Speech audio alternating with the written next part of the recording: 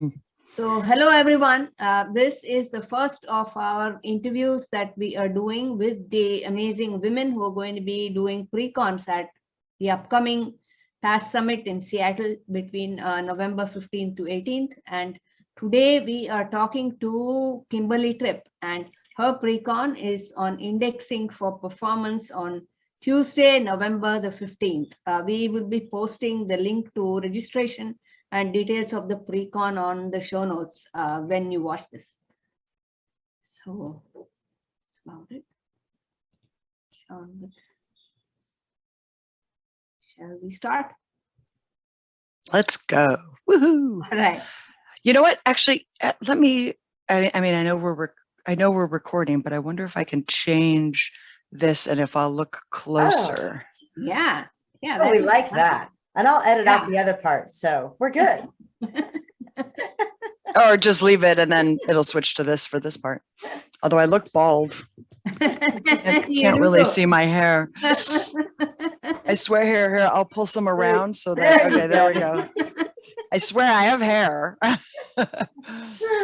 Okay. Oh. So let's start with, tell us something about this pre-con, what it is about, and what do you plan to teach? Yeah. And a little bit about yourself too. Yeah. Well, I've been working with SQL Server for a long time. I can't even believe how many years it's been. I guess it was 1990, so 32 years that I started working with like the version that was actually still called Ashton Tate Microsoft SQL Server. And it was this new product coming out from Microsoft. And my boss at the time at a little consulting company in Chicago was just like, I think you should learn that. Okay. And I just fell in love with databases, and it was a Microsoft authorized training center. My original MCT was number 125. I remember that. And the long story short there is I fell in love with databases. I was a Microsoft certified trainer, and I ended up working for Microsoft University doing training, and then the SQL Server development team, basically working on docs and UE and testing. And it's been a wild ride. I started SQL Skills in 1995, and I've loved it ever since, doing training, consulting, writing, speaking. Maybe it's the ADHD in me, I don't know, but I like doing a variety of different things. And the reason why I love, and this is a pre-con I've done multiple times at different classes or workshops. And I mean, I always tweak it for every delivery, but the topic, indexing, it's just one of my favorites because I've rarely gone to a customer that had the right types of indexes, the right balance of indexes, the right strategy for indexing, that didn't have misconceptions about indexing, assumptions about indexes.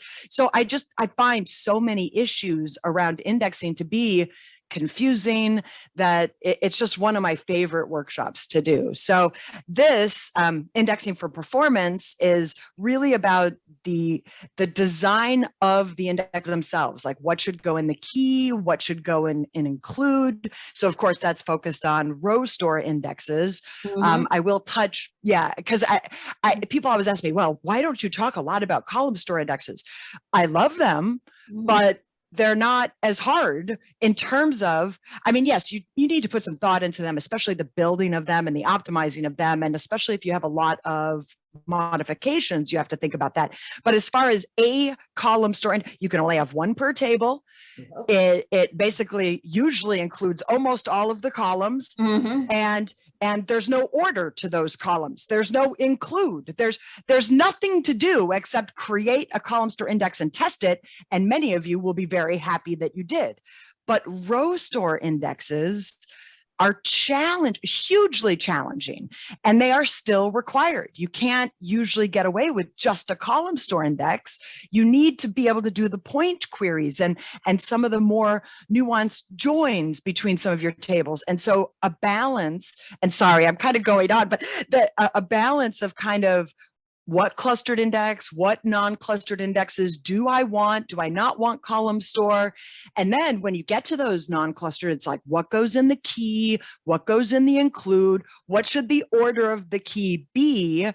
And then Do I have too many, too few? So I always say there's an art and a science to indexing. And that's, I mean, a day is a lot of time, but I promise you, I can't cover everything in a day, but I'm going to get through so many things. I get people that tell me, oh my God, you changed my life. And I meant, I go, you mean your SQL Server life, right? Yeah. They're like, your indexing changed my life. And I laugh at that every time. And it's funny because once you get a better feel for what you're doing, it does make, there's a very blurry Paul Randall behind me. You get a better sense and a better feel for kind of what the right balance is. So sorry, that's my long-winded answer to my pre-con. so I want to thank you for having me. Get started with the questions, Kim, is that what I really like about your classes personally is how much passion you bring to the table. Oh, thank you. In addition to the content of what you teach, it's really infectious. It makes you get interested in what you're doing. Many times we are in jobs, the job actually sucks, but if you like what you do, that makes it so much better, so much bearable. Yeah, so I hear you. You help us find that. So thank you. Oh, thank you. Thank you. That's really nice. I mean, 32 years, but I still really enjoy it. I still have a lot of fun kind of looking at nasty queries and kind of looking at what the indexes are and figuring out what I can do to improve performance. So it's still really, it's fun for me as well. When it's not fun for me, then I will leave. But I still love it and have fun. And thank you. That's really nice. Good. And Leslie, you were saying something too, and I think we both all talked at the same time. So, so I collected a few questions. Some of them are from people who want to attend. Some of them are from other teachers, other people who have taught indexing among things, and they're interesting questions. So let's get to the first one. These few questions, my esteemed colleague Kevin Fiesel helped me put together. The first one is, would you be talking about what are the consequences of my index if it's actually helping my queries? So one thing I'm not going to spend a lot of time on, but is really critical, is benchmarking and knowing how your overall environment runs already. Mm-hmm. If you do have a particular query where you're tracking individual queries, then obviously you'll be able to tell the changes as you make indexes. But I try to take a general approach of kind of finding the right balance and improving the overall workload, as opposed to necessarily querying, tuning query by query. And let me take a step back. Let me explain that. I have two aspects to kind of indexing for performance. There's a science side of it, and that is what I call query tuning. When you look at an individual query and you come up with the index that would be the best for that absolute, there is no better index for that query. The problem, and a lot of people don't realize this, is that the order of the columns in the key are tied often to the selectivity of those various predicates. Correct. So different predicate values would actually change what is the best index. So when I say, and this is what's crazy, right? When I say query tuning, I'm literally looking at a query and saying, what's the best index for that? And then if we have different predicates, I might say, okay, what would be the best index for that? What would be the best index for that? So I might have multiple different kind of versions of that query, but that's still only part one. Now, you can certainly time, the individual values against those individual indexes to see if they help your query. And of course, you wouldn't want the index if they didn't help the initial query to begin with. Mm-hmm. But that's still not necessarily the index I'd put on the server. Mm. The second phase is kind of the art of indexing, but what I call server tuning. And that's where you take, that index that is great for that query. And if there's different predicates, it might be, among 15 different versions of that query with different values, you might end up going, okay, well, 9 of them significantly improve and these 6 are marginally improved, but this index kind of helps all 15 of them really well. So this is the one I'm going to go with as my query's best index. Then I look at like missing index DMVs. I look at other queries. I look at other existing indexes, and I come up with an index that might not be as good for the query, but might be better for the server because it allows me to consolidate another index in with this one. Or if I look at missing index DMVs, I might add another include, or I might even, change the key if I see some other pattern that I'm able to help even more. So this is the hard part, right? I don't use tools like the missing index DMVs. I know you had some questions about these, and I don't use those in a vacuum. I don't use really any tool in a vacuum. I don't even query tune in a vacuum, right? Like we have to look at these pieces and look at the missing index DMVs and look at our other existing indexes and the index usage stats. And then we have to bring them together to tune the server to get that overall right balance, consolidating indexes, trying not to add, a ridiculous number. However, I don't agree that there is a X maximum number of indexes per table. There's a huge number of, and I hate to say it, I mean, we're only 10 minutes into the interview, and I'm going to say it depends, but of course it depends, right? If I have a table that's predominantly read, then I could probably get away with sometimes many more indexes, especially if they're not really wide, to satisfy all sorts of, let's say, covering but narrow reports. And there would have to be the right scenario for that. But I'm just saying, I never say never, and I try to avoid always, right? It's one of those things where everyone has 6 or 8 massive, monster, critical, almost like swear words in their office tables, right? Like you can name them, and you're like, that blah blah blah table, and it's like a swear word. What you're talking about? I know. We never swear, never. I never swear in an interview, but I swear. I do swear, and people think I was a truck driver in another life. But anyway, I'm going on. It's just like when you start me on these kind of discussions, there's sometimes just not easy answers, right? Correct. Yeah. And so, Leslie, you were trying to say something too, and I think we cut you off. That's okay. So our next question has to do with, will you in the pre-con address what happens if my query gets worse after I add an index? Is that like a topic or something that you can address? Oh no, I think. Well, I will have to admit that. Did you lose me? You were frozen for a second, but you came back. Oh, okay. Okay. It's interesting. You're not going to be able to add the best index for every query, and I wouldn't be surprised if adding an index for one query, well, it shouldn't make queries worse, to be honest, unless you drop an index, right? I mean, if you drop another index, then you could make so when you consolidate, usually I will only consolidate indexes that I can also answer their previous kind of patterns with my new index, but maybe my new index is wider. And this is where it still is kind of your question, right? If the index is wider, it could make a prior query a little bit slower. Would it make it radically slower? It depends, because it depends on what that query was doing. If that query was a range-based query and it was reading, let's say, most of the table, and you went with something that was a lot wider, and it's now having to read a much wider index, then that might be a situation where I go back and instead of consolidating that index, I recreate it from having and why is my mind, oh my God, I can't believe instead of dropping indexes, I always recommend that you essentially disable the indexes, try some of your new indexes, and then if there's queries that are having trouble, you could always re-enable, which, just to be very clear, is rebuilding, okay? So don't just go crazy disabling all your indexes, because it drops the index structure.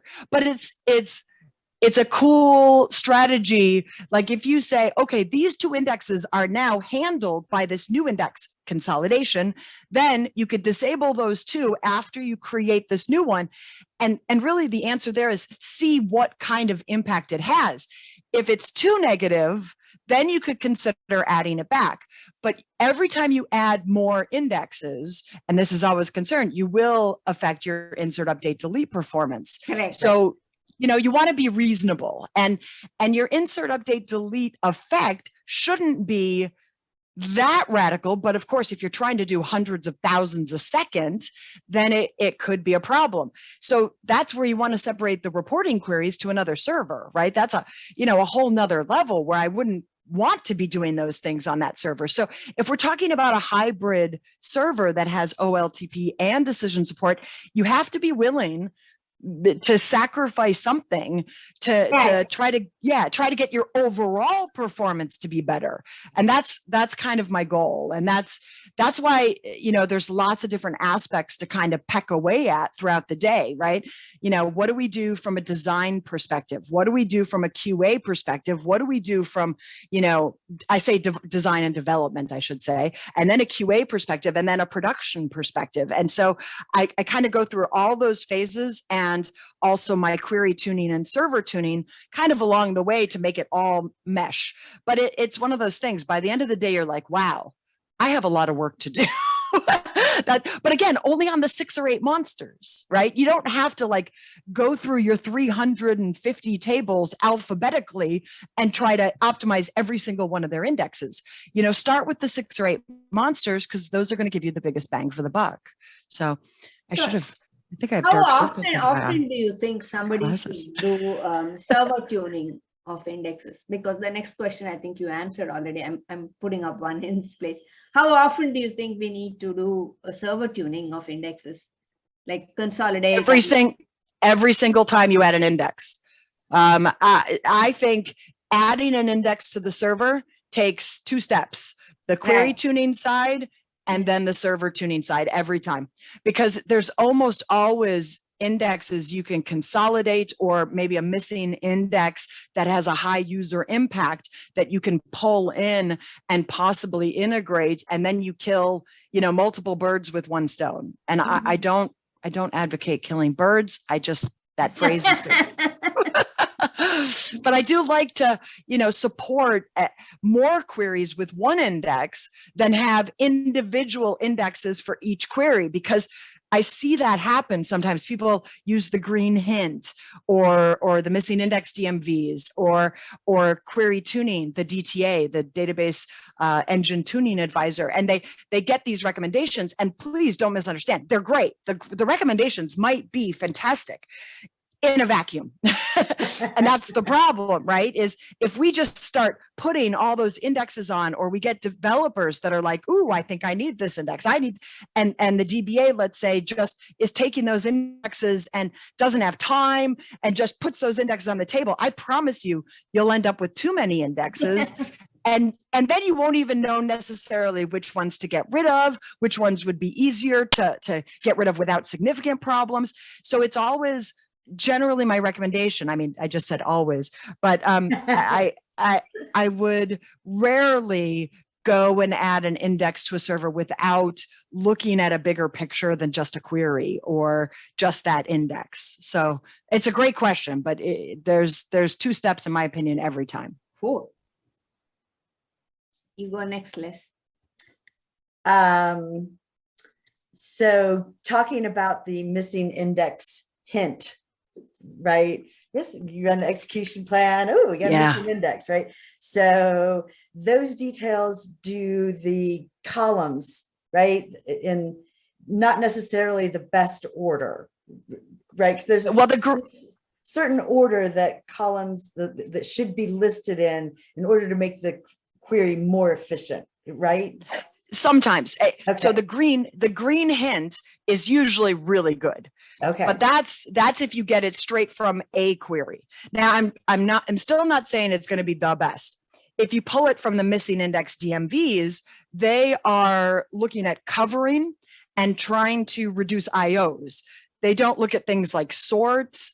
They don't give you good details about your predicates and maybe if we're inequality, equality, greater than, or what we should do with those. So Jonathan Cahaya is one of the guys on our team who's brilliant. Don't tell him I said that. But he's absolutely brilliant. He has a query, and I was actually thinking about creating kind of a cool demo for this, for the workshop, but he has a query that will reverse engineer what queries basically went into putting those values into the missing index DMVs. So now you've got the missing index DMV and its recommendations, but you can look at the actual queries themselves and then use the information that I talk about, which is super cool. Yeah, exactly. That's very right. cool. So, yeah. So then you can turn around and say, okay, I see why these 3 columns are always being recommended, but then looking at these queries, I can see, okay, this one uses this column in the where clause and this one in the join condition or whatever, right? And then you can start to say, okay, so I think an index that would be best would look like this, because these are the things I'm going to talk about. Like if it's in the where clause, if it's in a join condition, right? What you consider in terms of your order, key, includes, and things like that. So then you can marry those two, which queries, right? Which index recommendations, consolidation. Okay, now I think I have a good index. So it's still, to me, there isn't one magic way to do row store indexing. I mean, it's very challenging. You can get all sorts of help, but you also need to use some of your own kind of knowledge of the environment, knowledge of the other indexes. You need to use missing indexes, the queries, the DMVs, index usage stats, bring all that stuff together and basically say, okay, what do I know? Where will I benefit most? And you have to could they automate that? The problem that we'd have is, like, what's the time frame over which we're doing those things? And while we might have some reporting queries that are only 5 days of the month, those would kind of negatively impact an automation system depending on when we ran it. So I kind of like to know my system and maybe even create some indexes for end of the month and, month end reporting that maybe get created on the 25th of the month, but they get dropped on the 1st. So when we have our big sales, in the first part of the month, we don't have all these extra indexes. So there's things that I think are very challenging to automate, unless we can put a huge number of controls on what they're considering and so forth, which is why I think it's better for a human. This is the art of indexing. It kind of takes those two pieces, the science and all these tools telling us which individual things might be good, but we have to bring that stuff together to come up with what is best for our server. So that's it. This is why it takes me a day, but I love it. It's fun because we look at all those different angles and I arm you with information that makes you just way more, capable of kind of coming up with the right decisions and not, adding too many indexes and then not knowing what to do, or dropping all your indexes and not knowing what to do, or, index on every column because, oh my God, I don't know what to do. SQL Server might need those. That's a terrible strategy, by the way. So it's tough, but I think, by the end of the day, I get a lot of people that are just like, okay, I get it now. I get what I didn't get, like the light bulb goes on and they kind of end up saying, okay, I see where I was going wrong. I see where I was making assumptions. I see where I was letting the tools just blindly mislead me without taking a little bit more time to throw a little bit more knowledge at it. And that knowledge makes a huge difference. So that's why indexing is so fun. It's one of my favorite topics for sure. I'm trying statistics. What if I have an inequality predicate where column selectivity alone is not sufficient? You would need column selectivity and query selectivity. Well, you're going to end up depending on the selectivity of the inequality, right? Because we can reverse that from the equality side of it, depending on whether or not it's a range, but even that they can estimate. So they can figure out different, amounts, greater than, less than, inequality. However, it's usually from an estimation perspective, not as good. But if like as you start to look at some of the inequality queries, that they are a lot of data, you're going to look a lot more at covering rather than filtering. Because the filtering wouldn't buy you much in an index unless you also covered it. So, and this is why I'm saying covering, right? Like if you have, not equal 1, let's just say, and 2 through 10 is 99% of the table. Well, having an index with that product category, let's say, in it is useless anyway. Okay. Because even at 10%, I think I said 10%, but even at 10% of the table, the 1 wouldn't be selective enough to use an index just on the product ID. And if you want not equal to 1, you want like 90% of the table. So again, an index on product IDs, or what did I say, category ID, is terrible. But if you start to narrow that query, and maybe this is something you have to go back to your users on, like if they're just saying select star from product where category ID is not equal to 1, then you kind of say, well, that's basically going to be a table scan of the product table. If you really want to have this to be more effective, can you limit and narrow the search? Can you just get like a product ID, a cost, and maybe a name? Or if you have a fairly wide table, maybe you can do a short description, but not the long description and the image and the instruction manual. And like if it's this really wide table, and then you can end up saying, oh, you know what? Like Amazon, I might want to give, or whatever, I might want to give a list of like the name, the ID, and like a little tiny thumbnail image. Well, that I could cover, right? That I could serve quickly. And then if they click on a product, then they can see the select star, but it allows me to service those requests for the lists that are big lists with a good index, and then only do point queries for all the details, which is kind of the ideal way. The problem is partially, I would say, maybe the app requesting too much, or just not thinking through what the impact of that request is. But again, I don't know what the query is. So when I see the inequality from the missing index DMVs, I'd probably go back to the queries, start looking at the queries, get some insight into whether or not I understand like what the queries are doing. And then maybe I do 2 things. Maybe I come up with an index. Maybe I try to do an application change.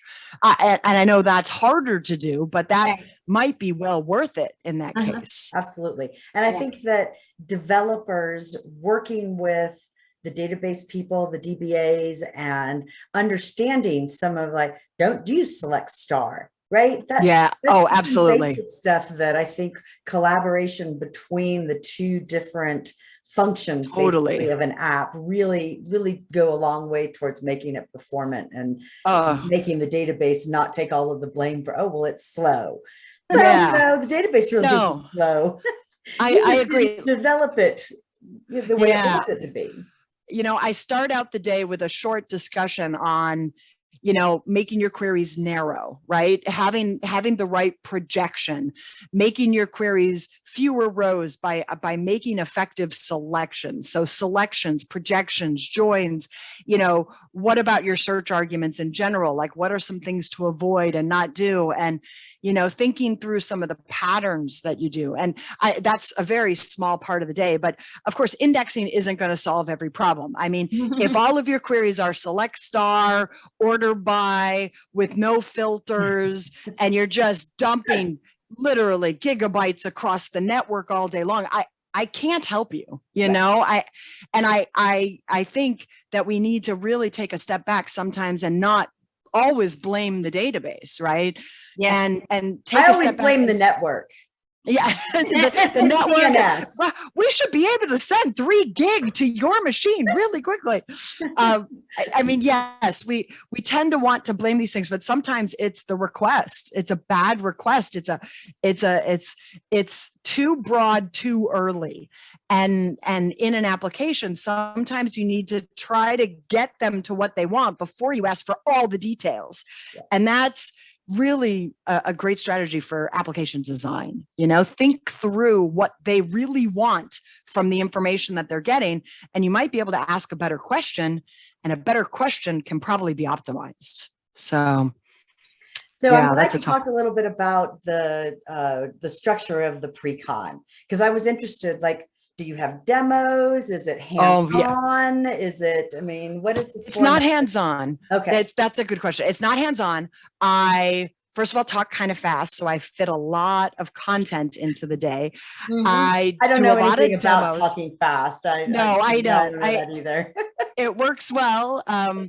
Usually I try to speak with good clarity, and you could always ask me to clarify something if I do go too fast. Paul is moderating my session, and I'm moderating his workshop. So we'll be able to answer questions online as well while the other is speaking, or interrupt the other to make them answer, you know, a question that somebody wants clarification on. So we have that benefit as well. But we do a lot of demos, and then at the end of the day, I take questions answered. I take all the demos that I already prepared. Sometimes I add more demos. Sometimes I create a whiteboard, and I bundle all that stuff up and I give it to the attendees. So everything I demo is reproducible. So I don't take the time during the day.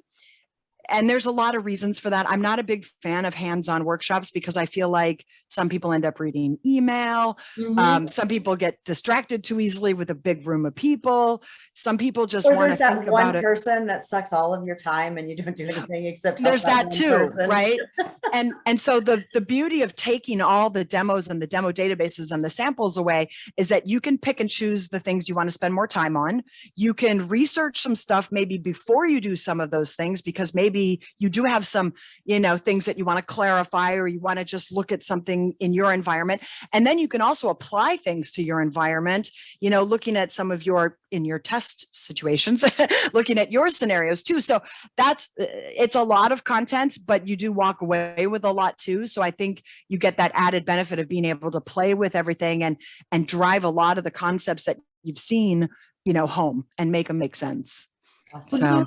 Would you be addressing if index maintenance is valid and needed or not? I know it's a bit of a controversy in today's world, whether we need to keep our index fragmentation going or not. Would you be speaking to that?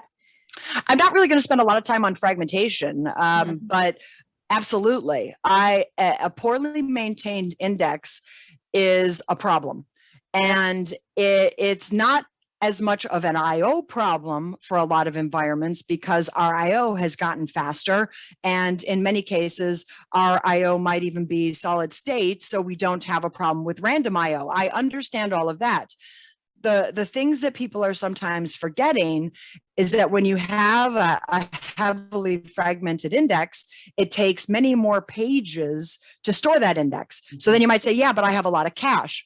Well, but you're kind of wasting that cache. And anytime SQL has to do a split, you're also costing on not just, you know, the cache side of it, but the logging side of it, the backup side of it, the disk side of it.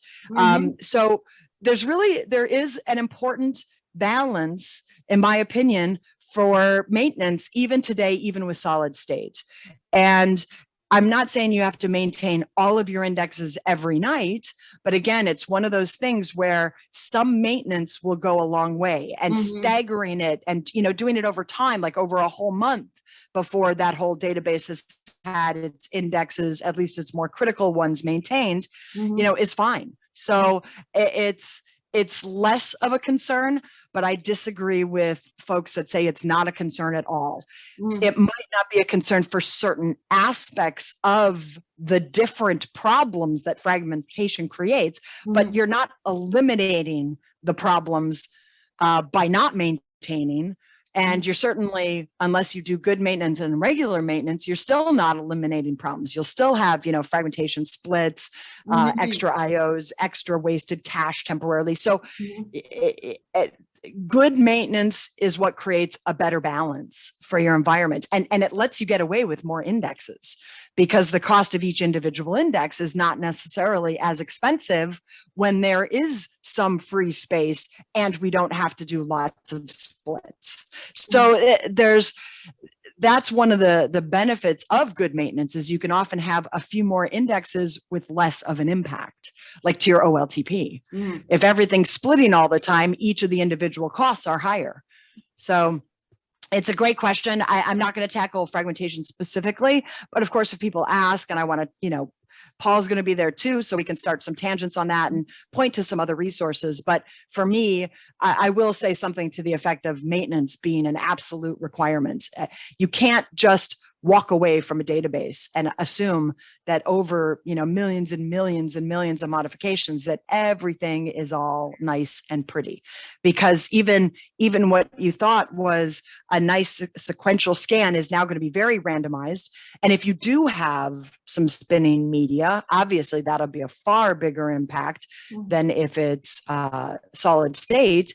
But even then, if I had rebuilt the index, I could possibly have those things nice and contiguous and less free space, and overall read far fewer pages. So it's one of those rabbit holes, it's like peeling an onion. There's so many things to it. But it's still, in my opinion, something we have to consider. And we can't eliminate entirely, but we might be able to do it less than we used to and not see as many benefits right away. Right. Yeah, it's a great question. Thank you. Yeah, you're welcome. The last one I had was, would you be talking to using index hints where needed?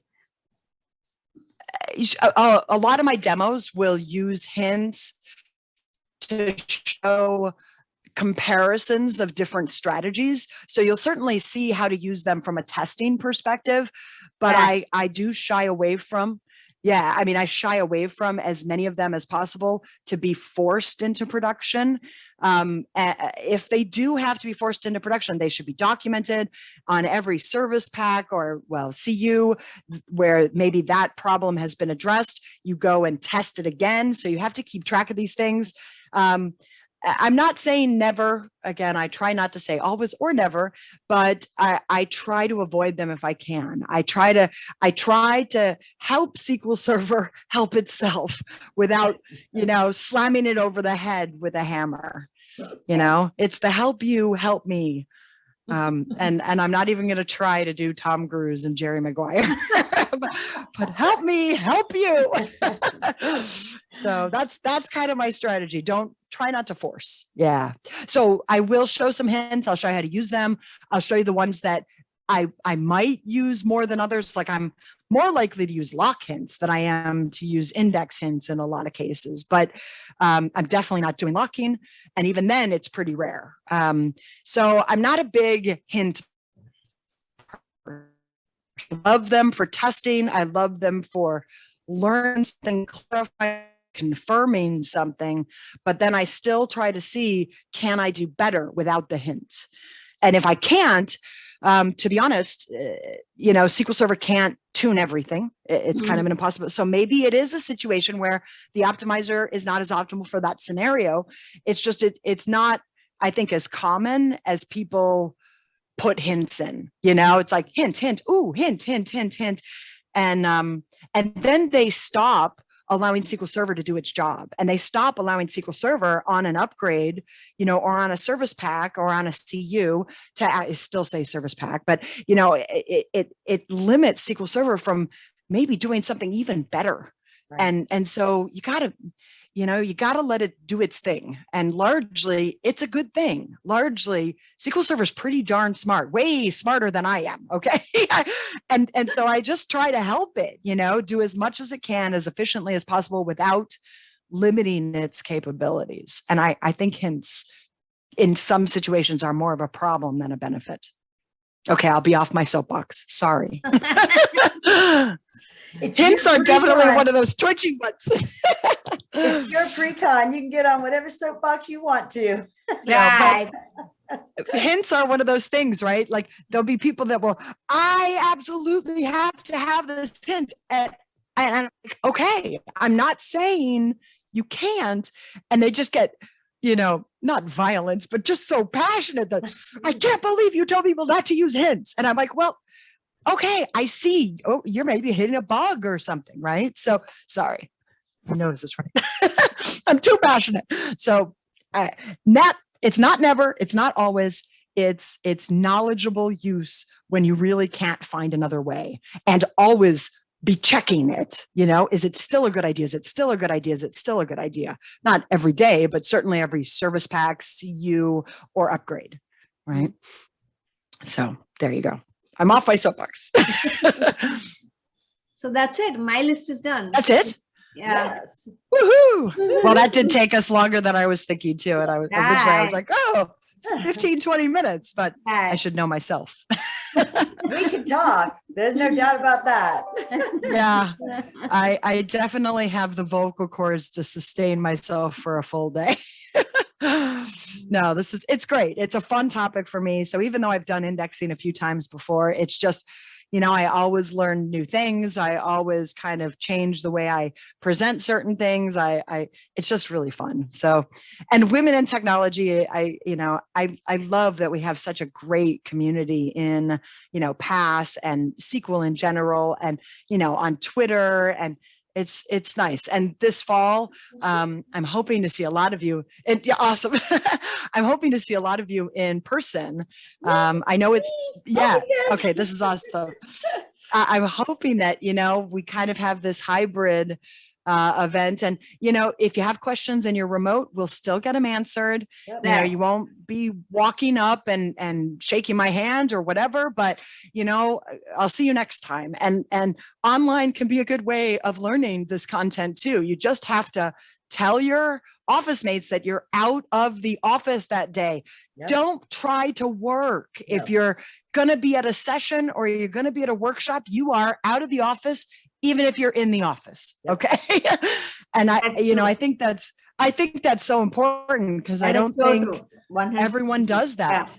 A sign on your door is shut. I am not here. Or I'm here at 3 o'clock or 4 o'clock or whatever time zone you're in, so I think that's important. But yeah, and I think it'll be fun. I think it'll be fun. Yes. I'll try to be entertaining enough for those of you that are remote that you won't fall asleep. Well, thank you so much. We had a blast. We had. Thank you, Mala. Thank you, Leslie. You're welcome. And Yeah, super this is excited to great. see you in person. I know it'll be fun to, at least elbow bump. I don't know how much I'm going to hug, because I had COVID once. That was enough. So, I'll elbow bump. It sucks. Yeah. Yeah. I'm not a fan. Wave. Yeah. 6 Wave feet. or elbows, or stay 6 feet. But it'll just be nice to see, people again. That is nice. I'm going to wait till it all goes away. Too risky. Yeah. I hear you. Yeah. Well, thank you. Thank you, everyone. And hopefully I'll see you guys at PASS. Yes. Hopefully. Take care. Thank you. Bye. Bye.